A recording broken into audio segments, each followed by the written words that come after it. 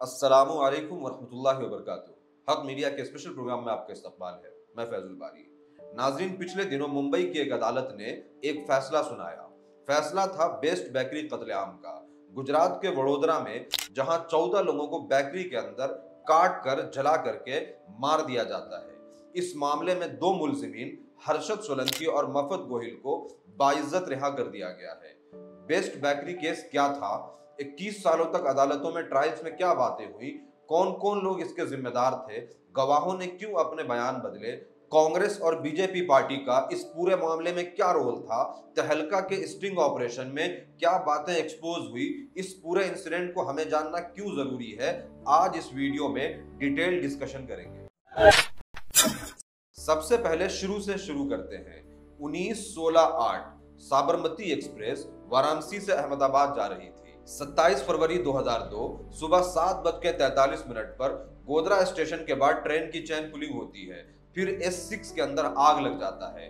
59 लोग मारे जाते हैं और 48 लोग इसमें शदीद जख्मी होते हैं। इस पूरे घटना का इल्जाम मुसलमानों के सर आता है और फिर अगले 3 दिन तक पूरे गुजरात स्टेट के अंदर मुसलमानों का जबरदस्त कत्लेआम होता है। ऑफिशियल डेटा के अकॉर्डिंग 1044 डेथ, जिसमें 790 मुसलमान और 254 हिंदू थे। 2500 लोग जख्मी होते हैं। वहीं अनऑफिशियल डेटा के अकॉर्डिंग 2000 लोग इस पूरे कत्लेआम में अपनी जान गंवाते हैं। इस कत्लेआम में कुछ ब्रूटल मसक्कर हुए, जैसे Naroda Patiya massacre, Gulbarg society massacre, best bakery massacre. Hanuman Tekri Gujarat के शहर वडोदरा में एक बेकरी थी, बेस्ट बेकरी। जिला बस्ती उत्तर प्रदेश से बिलोंग करने वाले जाहिरा शेख के मरहूम फादर हबीबुल्ला शेख ने इस बेकरी की शुरुआत करी थी। 1 मार्च 2002 की शाम एक हिंदू मॉब, एक हिंदुओं की बड़ी भीड़ उस बेकरी को चारों तरफ से घेर लेती है और उसके ऊपर हमला करती है। 14 लोगों को मार करके, काट करके उसके अंदर जिंदा जला दिया जाता है। 8-9 बजे से सुबह 10 बजे तक ये घटना हुई है। जितने जन उनको काट के फेंक दो, कोई नामो निशान मत रखो, ऐसा सब चिल्ला रहे थे नीचे। उसमें मेरी बहन साबिरा थी, मेरे कोसर मामा थे ने, एक लूला करके एक आदमी था, मेरी 2 चाचियाँ थी, 4 बच्चे ने, जो पहली वो शबनम चाची ना, उनके 2 लड़की थी जुड़वा 3-3 साल के, उनको भी अंदर ही जिंदा ही जला दिया ने। जो दूसरी चाची थी ना जैनब, उनका एक लड़का था 4 साल का, एक लड़की थी 3 साल की मंतशा, उसको भी यानी काट के जिंदा ही जला दिया। जाहिरा की फैमिली बचते बचाते घर के छत के ऊपर पूरी रात गुजारती है। सुबह बड़ी मिन्नत समाजत करके हिंदू मॉब उन्हें नीचे उतार लेता है और फिर उनके ऊपर जानलेवा हमला करता है।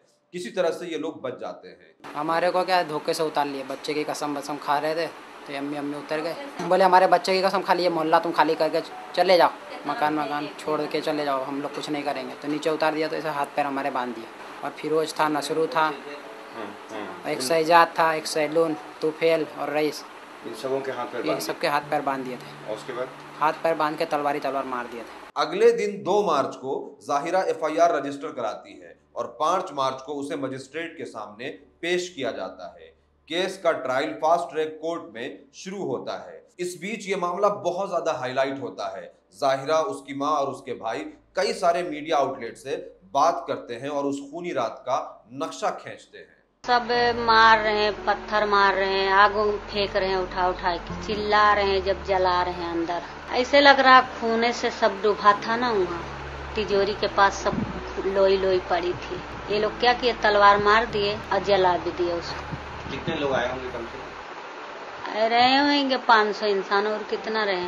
कोर्ट के अंदर 17 मई को विटनेस एग्जामिन में जाहिरा शेख और उसकी मां शहरुन्निसा, उसके भाई नफीतुल्लाह, नबीउल्लाह अपने अपने बयान से पलट जाते हैं और ये कहते हैं कि चूंकि हम लोग अपनी जान बचाते हुए टेरिस के ऊपर थे, छत के ऊपर थे, इसीलिए एक्यूज को पहचान नहीं सकते हैं। हाँ, हम सब ऊपर ही थे, वहाँ से ऊपर से खुला दिखता है, इसी जाली है ना, वहाँ से सब कुछ दिखता है। सबको जानता हूँ, सबको पहचानता हूँ। छत पे से ऊपर से दिखता था, जाली ऐसी है ना। जयंती, मफतिया, संजय, संतोष।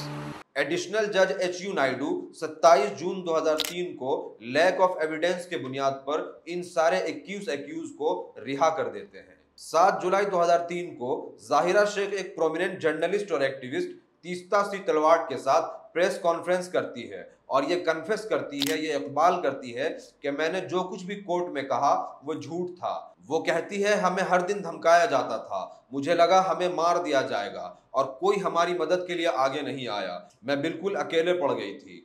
प्रेस कॉन्फ्रेंस ने उसने खास तौर से बीजेपी एमएलए मधु श्रीवास्तव और उसके कजन कांग्रेस काउंसलर श्रीकांत श्रीवास्तव को ब्लेम किया। National human right commission Gujarat Vadodara का दौरा करती है, फिर उनके मदद से जाहिरा शेख 31 जुलाई 2003 को सुप्रीम कोर्ट में एक पिटीशन फाइल करती है। पिटीशन गुजरात से बाहर रीट्रायल के लिए 12 अप्रैल 2004 को सुप्रीम कोर्ट महाराष्ट्र के मजगांव कोर्ट में बेस्ट बेकरी केस के रीट्रायल की इजाजत देता है।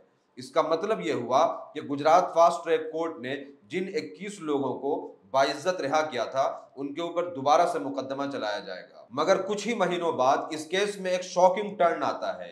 3 नवंबर 2004 को जाहिरा शेख वडोदरा के एक होटल में प्रेस कॉन्फ्रेंस करती है और तीस्ता सी तलवाड़ के ऊपर यह इल्जाम लगाती है कि उसने उसको और उसकी मां को किडनैप किया था और उसके मर्जी और विश के अगेंस्ट जाकर के सुप्रीम कोर्ट में रीट्रायल की पिटीशन फाइल की थी। साथ ही वो ये कहती है कि मुंबई के कोर्ट में वो तीस्ता सी तलवाड़ के खिलाफ एक कंप्लेंट फाइल करेगी और कहेगी कि वडोदरा में उसने जो भी बात कही, जो भी स्टेटमेंट दिया, उसी को सच माना जाए। इस बीच में वो वडोदरा रहते 2 कोर्ट की हेयरिंग इंक्लूडिंग 17 नवंबर की हेयरिंग को भी स्किप कर देती है।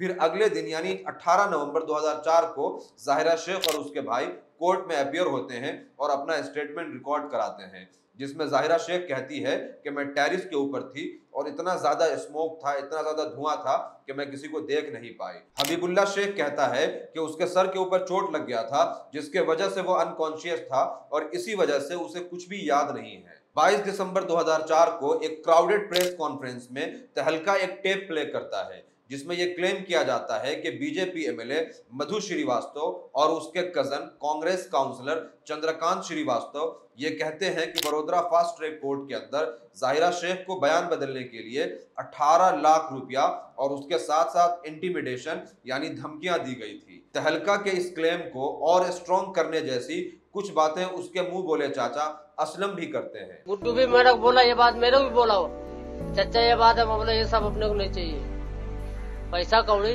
हमको नहीं चाहिए हमको। तो वही मतलब उनको छुड़ाने के लिए बोले इनको सजा होगी तो तुमको कुछ मिलने वाला नहीं, इस वजह से उनको सबको छुड़ा दे। उसका नफीदुल्ला नाम है, उसको गुड्डू हम लोग बोलते हैं। मगर यहाँ 4 अहम सवाल उठते हैं।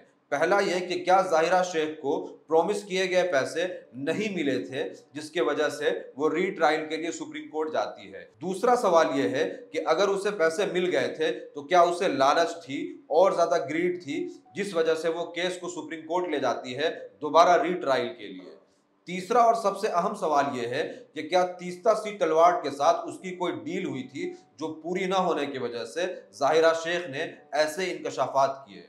और चौथा सवाल यह है कि क्या सच में वो दोबारा अकेली पड़ गई थी और उसकी फैमिली को और उसके जान को खतरा था जिसके वजह से वो दोबारा कॉम्प्रोमाइज करने के लिए मजबूर हो गई। और शायद इन्हीं रीजंस के वजह से जाहिरा शेख को कौम का गद्दार भी कहा गया। मगर मुंबई कोर्ट में उसके बयान बदलने के पीछे एक बहुत ही इंटरेस्टिंग एंगल है। आउटलुक के अकॉर्डिंग कुछ सोर्स ये कहते हैं कि तीस्ता सी तलवाड़ ने उन्हें वडोदरा से मुंबई इस प्रॉमिस पे बुलाया था कि मुंबई में जहरा शेख और उसके परिवार को रहने के लिए और उसके भाइयों के रोजगार का इंतजाम किया जाएगा, जो न सिर्फ ये कि पूरा नहीं हो पाया बल्कि जहरा शेख अपने आप को ठगा हुआ महसूस कर रही थी। इन्होंने कमिटमेंट किया था मेरे फोन से, मोबाइल से, जहीरा शेख से सारे कमिटमेंट किए थे। जहीरा शेख ने कहा कि मैं कोई स्टेटमेंट देना नहीं चाहती हूँ, मेरी जान को खतरा है, मैं इस झंझट में पड़ना नहीं चाहती हूँ। जो बड़ौदा कोर्ट ने जो जजमेंट दे दिया है मुझे उसके आगे जाना नहीं। तब जहीरा के साथ कमिटमेंट इस तीस्ता सेतलवाद ने करा था। उसने कहा कि ठीक है मैं आने के लिए तैयार हूँ, मेरी शर्तें हैं। तो इन्होंने उसकी शर्तें मानी। उसने कहा कि मेरे 2 भाई हैं, उनको दुकानें देनी होंगी, 2 दुकानें बॉम्बे में, मुझे एक फ्लैट देना होगा 2 बेडरूम हॉल किचन का, जिसमें तो मेरे भाई और मैं रहूंगी। इन्होंने कमिटमेंट किया। अच्छा। लेकिन जब जैसे जैसे उसके स्टेटमेंट का टाइम नजदीक आया और उसके सामने जो लोग फंड देकर जाते थे बहुत सारे लोग आते थे और वो ये कहते थे कि हम तो जहीरा के हाथ में देंगे ये फंड। अच्छा, हम पैसे उसी के हाथ में देंगे। तो इनको मजबूरन उसको जहीरा को लाना पड़ता था और वो फंड के पैसे जो है वो जहीरा के हाथ में दे के चले जाते थे और ये फौरन ले लेती थी उससे।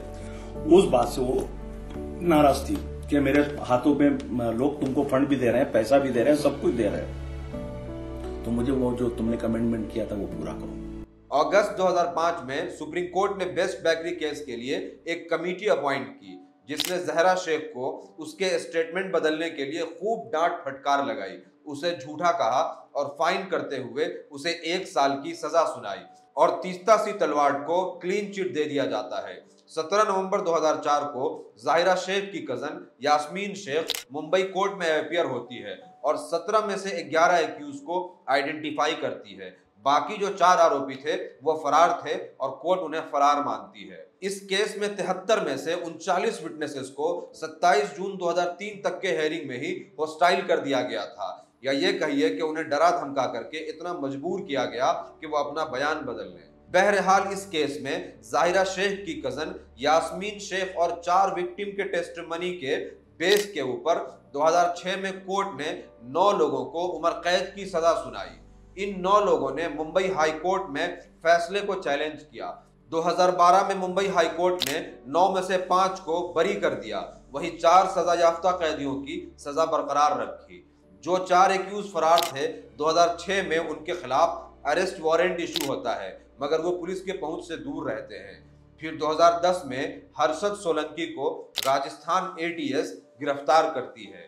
2013 में NIA और गुजरात पुलिस के ज्वाइंट ऑपरेशन में जयंती भाई गोहिल, रमेश गोहिल, मफत उर्फ महेश गोहिल को अरेस्ट किया जाता है। यहाँ ये जान ले कि मफत उर्फ महेश गोहिल के ऊपर NIA ने 5 लाख रुपए का इनाम रखा हुआ था। असल में इन चारों लोगों का नाम 2007 अजमेर दरगाह बॉम्ब ब्लास्ट में एक्यूज के तौर पर था। अजमेर ब्लास्ट, अजमेर धमाका, अजमेर दरगाह ब्लास्ट और अजमेर ब्लास्ट। और केंद्र में एनडीए सरकार के आने के महज 6 महीने में ही अजमेर ब्लास्ट के 13 गवाह अपने बयानों से पलट गए हैं। जयंती भाई गोहिल और रमेश गोहिल का जेल के अंदर मौत हो जाती है। बचे 2 एक्यूज हर्षद सोलंकी और मफत गोहिल का 17 साल के बाद ट्रायल शुरू होता है और कोर्ट इस नतीजे पर पहुंचती है कि विटनेस इन एक्यूज को किसी क्राइम से जोड़ करके आइडेंटिफाई नहीं कर पा रहे हैं। मतलब ये कि इन दोनों का कोई जुर्म साबित नहीं होता है। लिहाजा पिछले दिनों कोर्ट ने हर्षद सोलंकी और मफत गोहिल को लैक ऑफ एविडेंस के बुनियाद पर रिहा करने का ऑर्डर इशू कर दिया। अब यहाँ इस पूरे मामले से जुड़े कुछ यूनिक और इंटरेस्टिंग पॉइंट और कुछ सवाल हैं जो मैं आप लोगों के सामने रखता हूँ। उस एरिया के बीजेपी MLA मधु श्रीवास्तव के खिलाफ सुप्रीम कोर्ट ने गवाहों को डराने और धमकाने के लिए केस फाइल करने का ऑर्डर इशू किया था। फसाद और राइट में पुलिस का जो रोल था सो था, इन्वेस्टिगेशन, FIR रजिस्ट्रेशन, विटनेस और एविडेंस कलेक्शन में भी पुलिस ने काफी इर्रिस्पॉन्सिबिलिटी और गैर जिम्मेदारी दिखाई और इसीलिए गुजरात गवर्नमेंट ने इन लैप्सेस को, इन कमियों को एडमिट भी किया और कबूल भी किया। एमनेस्टी इंटरनेशनल ने गुजरात के फास्ट ट्रैक कोर्ट के जजमेंट को क्रिटिसाइज करते हुए कहा था कि वायलेंस के विक्टिम को इंसाफ मिले, उसके लिए गुजरात गवर्नमेंट के कमिटमेंट में कमी थी। नेशनल ह्यूमन राइट कमीशन ने जजमेंट को मिसकैरेज ऑफ जस्टिस यानी इंसाफ का कत्ल कहा। इस कत्लेआम को 21 साल से ज्यादा हो रहा है, लेकिन अभी भी ऐसे बहुत सारे सवाल हैं जिनका किसी के पास कोई जवाब नहीं है। आखिर क्यों कम्युनिटी जहरा शेख के साथ नहीं थी कि उसे अपनी फैमिली की जान बचाने के लिए अपना बयान बदलना पड़ा? जाहिरा शेख और तीस्ता तलवार के बीच आखिर क्या बातें हुई थी? क्यों उसने अपना बयान दोबारा बदला? छोटे छोटे मासूम बच्चों को काट करके, जला करके मार दिया गया, क्या उनके साथ इंसाफ हुआ? उन तमाम लोगों का क्या जो इस पूरे कत्लेआम की पृष्ठभूमि तैयार करने के पीछे थे? ये कुछ ऐसे सवाल हैं जिसका अभी भी हमारे पास कोई क्लियर कट जवाब नहीं है। बेस्ट बेकरी कत्लेआम के वक्त 2002 में एज अ मुस्लिम कम्युनिटी हम जहां थे, आज 21 साल के बाद उससे और बुरे हालत में हैं।